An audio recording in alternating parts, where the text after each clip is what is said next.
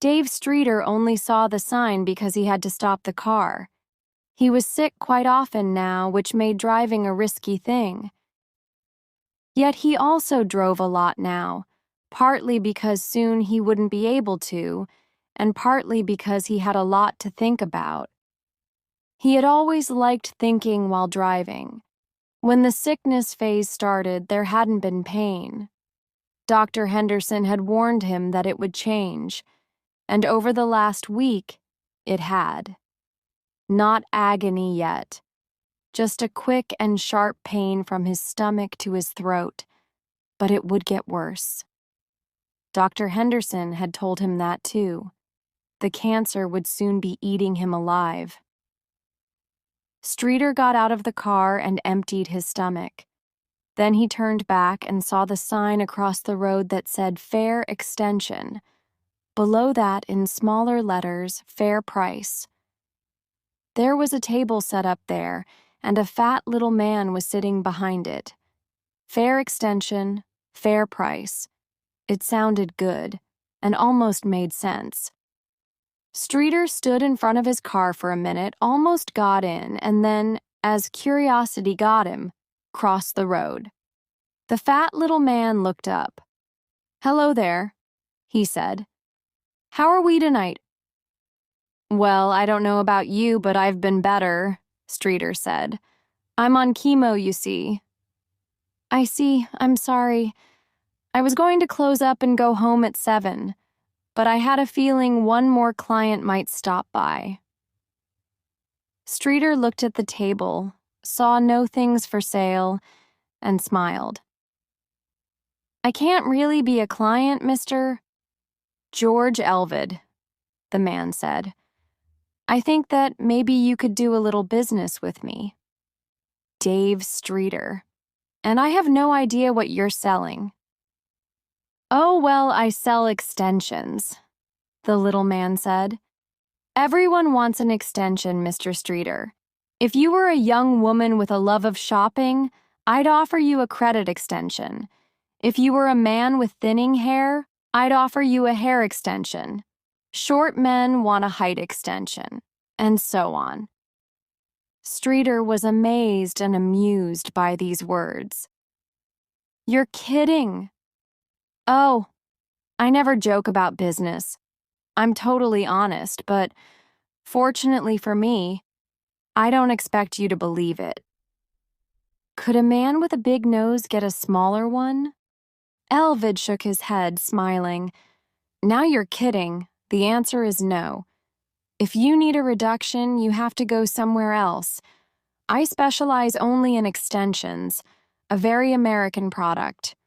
I've sold love extensions, loan extensions, and even an eye extension for a better vision." Streeter was really having fun now. The life was full of surprises. "So, what are you saying? That you have a kind of, I don't know, superpower?" "Well, you could say so, certainly," Elvid said. "Which brings us to what I can do for you. You'd probably like a life extension." "Can't be done, I suppose?" Streeter asked. He was thinking about the distance to his car and how long it would take him to get there. Of course it can. For a price. Streeter, who has mentally rearranged the letters of Elvid's name, asked, "Money? Or are we talking about my soul?" Elvid waved his hand and rolled his eyes. "No, money's the answer, as it usually is. A fee, you could call it. 15% of your income over the next 15 years should be enough." "That's the length of my extension?" Streeter thought about the 15 years with greed. It seemed like a very long time, especially if compared to the 6 months promised by the doctor. Elvid frowned. "Maybe 20. Can't say for sure. This is not science. But if you want immortality, forget about it. All I sell is fair extension. That's all." "Okay," Streeter said. The little man had cheered him up. 15%, 15 years. Although I have to tell you that 15% of an assistant bank manager's salary won't be that much money. Actually, that's not all, Elvid said. Why does a man or woman need an extension? Have you ever asked yourself that? Streeter shrugged. Then I'll tell you that people need extensions to compensate for the lack of something. But even this lack has its weight. Negative weight. Weight lifted from you must go somewhere else. It's simple physics, we could say. Streeter studied Elvid with fascination. This short man was totally delusional, and that made him fascinating. It simply means that you have to transfer the weight, Mr. Streeter. You have to give your troubles to someone else. I see. And he did. Maybe this man wasn't crazy after all. But it can't be just anyone. It has to be someone you hate. Is there someone you hate, Mr. Streeter? If you mean in my personal life, I don't hate anyone. There are people I don't like. Some next-door neighbors, for example, but... I'm sorry, Mr. Streeter.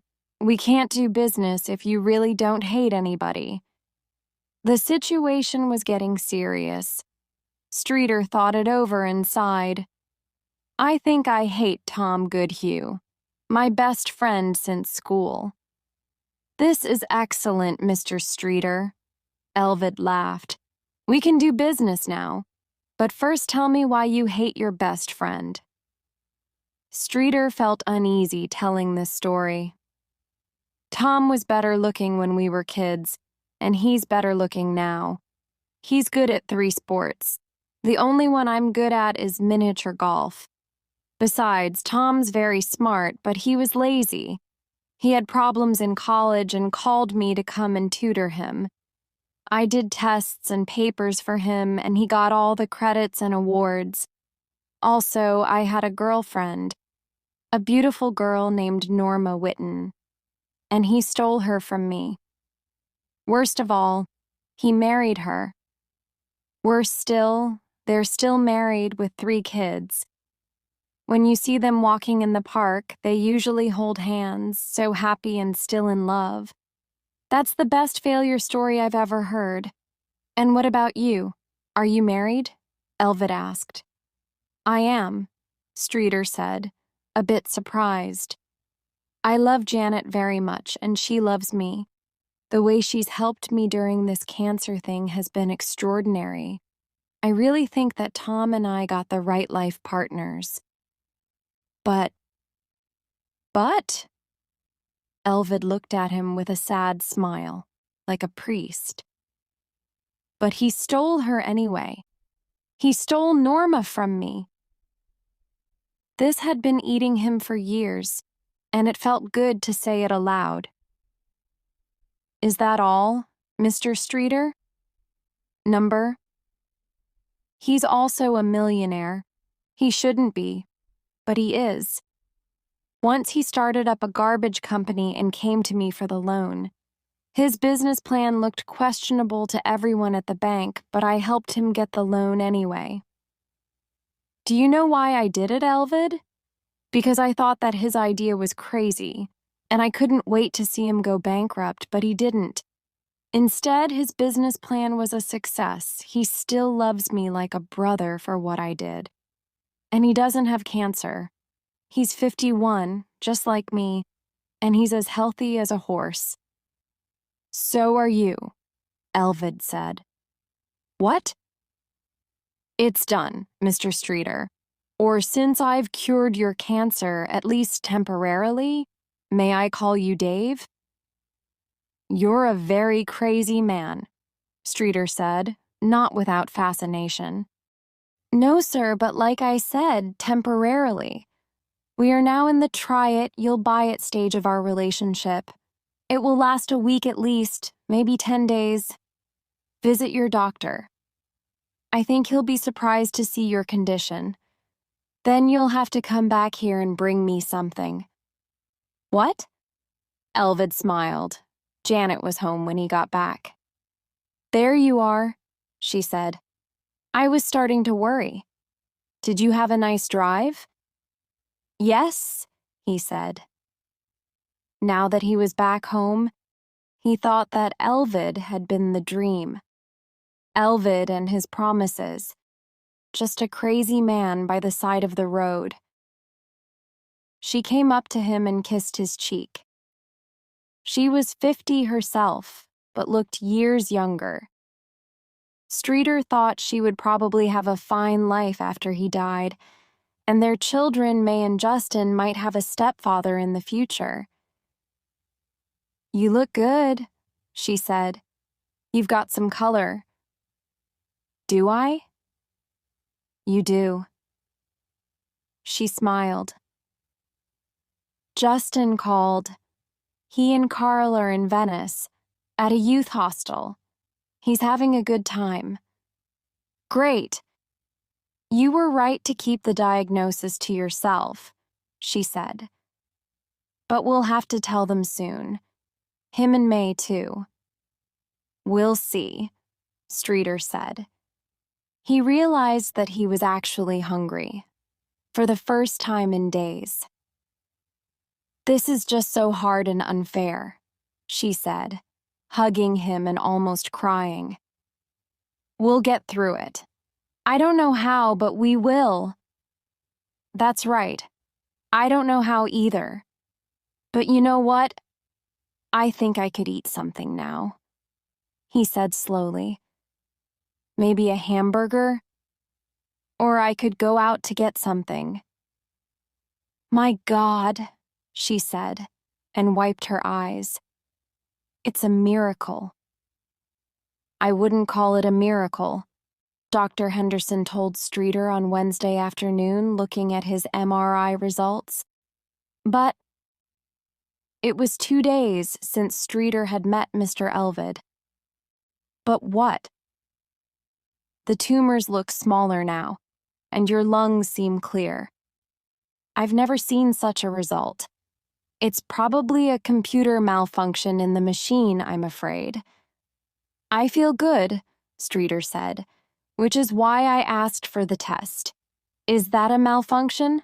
And by the way, no more chemo, please." Dr. Henderson frowned. "That's very unwise.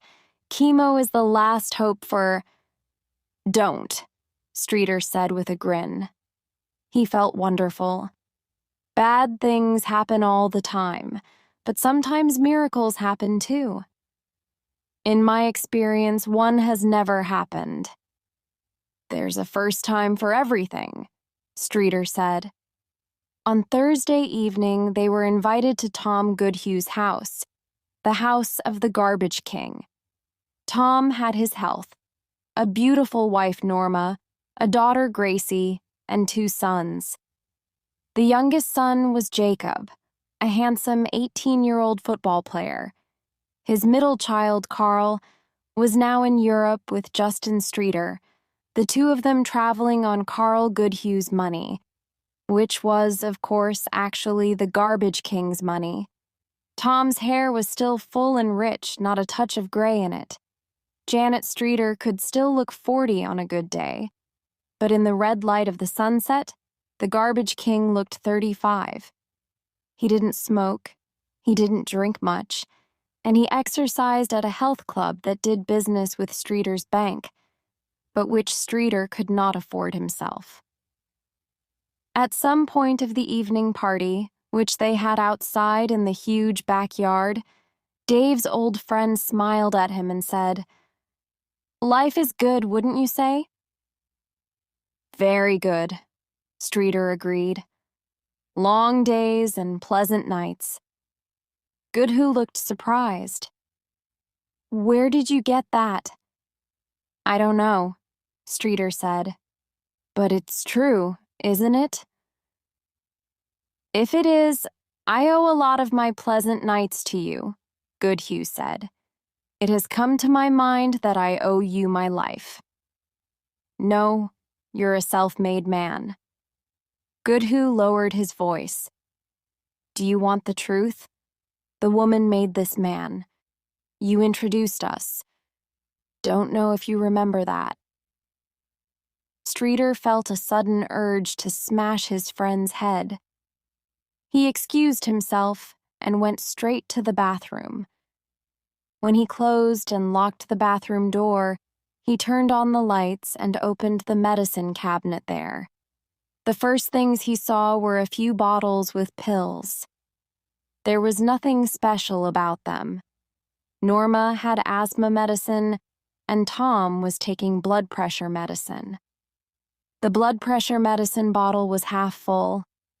Streeter took one of the pills, put it into the pocket of his jeans, and left the bathroom, feeling like a thief. The next day, Dave went to see George Elvid, who greeted him with a smile. How are you feeling, Dave? Did you bring me something? For a moment, Streeter hesitated. He really did.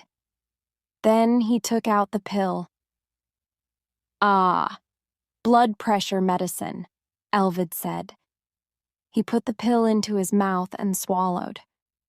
Streeter's mouth opened in surprise, then closed slowly. What happens now? He asked. Even in the jacket, he felt suddenly very cold. Was stealing one pill that bad? Was it? Now? Elvid looked surprised. Now you start enjoying your 15 years of good health. Maybe 20 or even 25. Who knows? And happiness? Elvid looked at him. The happiness part is up to you, Dave. And your family, of course. Janet, May, and Justin. Had he told Elvid their names? Streeter couldn't remember. Most of my clients are perfectly satisfied, perfectly happy. Is that what you want to hear? It was and wasn't. I see that you have a more important question, Elvid said. If you want an answer, ask it. Is Tom Goodhue going to get cancer? No, Dave, Elvid said. Tom Goodhue isn't going to get cancer, not him. What then? What? Why do you care?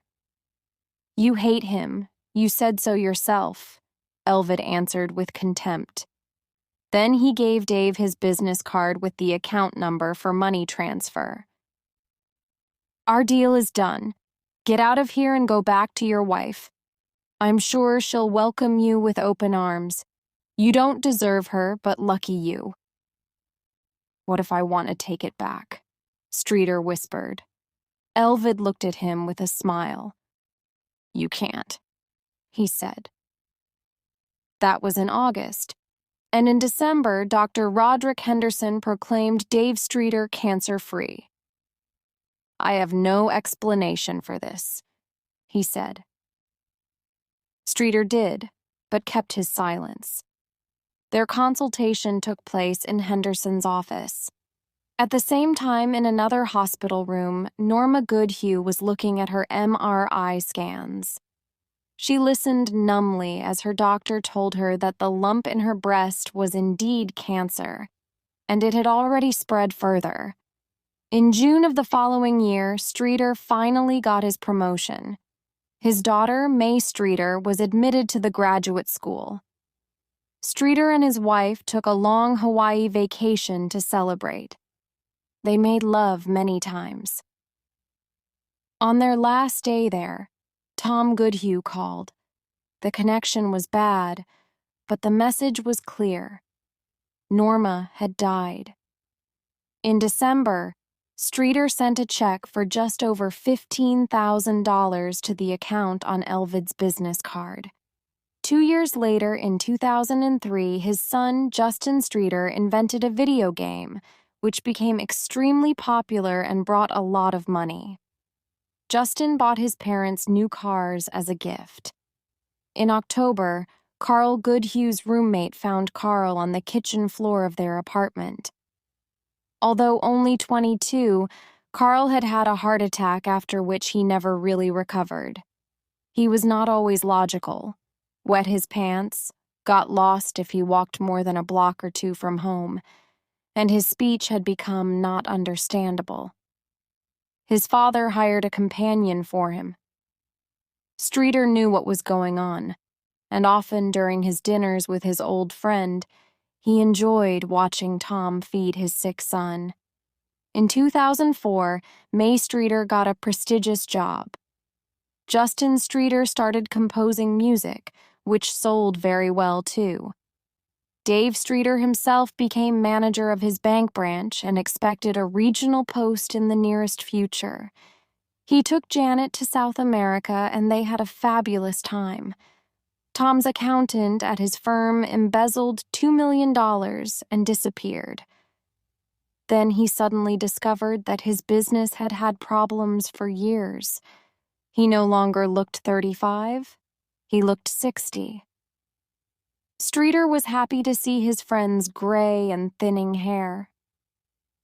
In 2005, Jacob the football player met a girl and got married. But at their wedding, Goodhue's oldest child, Gracie, tripped over her dress on the church steps, fell down, and broke her leg in 2 places. After that, Tom Goodhue never looked like his former self. The newlyweds went on a honeymoon where Jacob spent most of the week in a hospital with a serious food poisoning. Meanwhile, his father began to suffer from gout, which made him limp. Now he walked with a cane. That year's check to Elvid's account was extremely big. In 2006, Tom's daughter Gracie developed a gum disease and lost all her teeth. She also lost her sense of smell. One night, at a weekly dinner at Streeter's house, Tom Goodhue started crying. He was very drunk. "I don't understand what's happened to me," he cried. Streeter hugged him. He told his old friend that sooner or later the bad things would pass. David and Janet Streeter celebrated their 30th wedding anniversary. There was a party with fireworks. In 2007, Gracie Goodhue's husband, Andrew, was killed in a car crash. A drunk driver hit him when he was on his way home from work. Gracie was 4 months pregnant and had no money. She moved back in with her father and her sick brother, Carl. That year's check to Elvid was for $30,000. In February 2008, Gracie's baby was born dead. Some family heart defect. Gracie went into a deep depression and was said to be suicidal. "I have offended God," Tom said at one of the weekly dinners. "I don't know how, but I have." "Don't say that because it isn't true," replied Dave. "You don't know that." "I do," Streeter said honestly. "You'll always have me. Friends to the end." The second part of it was not so honest. In 2008, Tom Goodhue lost his last source of income. Streeter often drove out along the roads in the evenings looking for a certain table and a certain fat little man, but he never saw him. He was disappointed but not surprised. He wrote another check and sent it to Elvid's bank account. In 2009, Jacob Goodhue, the ex-football player, beat his wife who had accused him of cheating and using drugs. Jacob stabbed her and went to jail. Luckily, she survived. To help his son, Tom Goodhue asked Streeter, who immediately agreed. The lawyer told them that the boy would probably get 5 years at most. In August, Carl Goodhue died, choking on a piece of apple. In early September of 2009, on a hot summer evening, Streeter and Janet drove out of town to watch the sunset. At their favorite spot, Dave parked his fine new car and put his arm around his wife, whom he loved more than ever. The sun was going down slowly. He turned to Janet and saw that she was crying. "What is it, honey?" "I was thinking about the Goodhus. I've never known a family to have such bad luck." "I haven't either," he said, "but it happens all the time. Life's not fair, I know that, but it is." Streeter spoke honestly. "Just look at me. There was a time when you never thought I'd live to see 2009. Isn't that true?" "Yes, but—" "And I'm still here, and our children are fine and successful." She began to smile again. Streeter was glad. "Life is fair. We just get different things, unfortunately. It's just how the world is." She put her arms around him. They saw the first bright star appear in the evening sky. "Make a wish," Streeter said. Janet laughed and shook her head. "What could I wish for? I have everything I want." "Me too," Streeter said, and then, looking at the star, he wished for more. The end.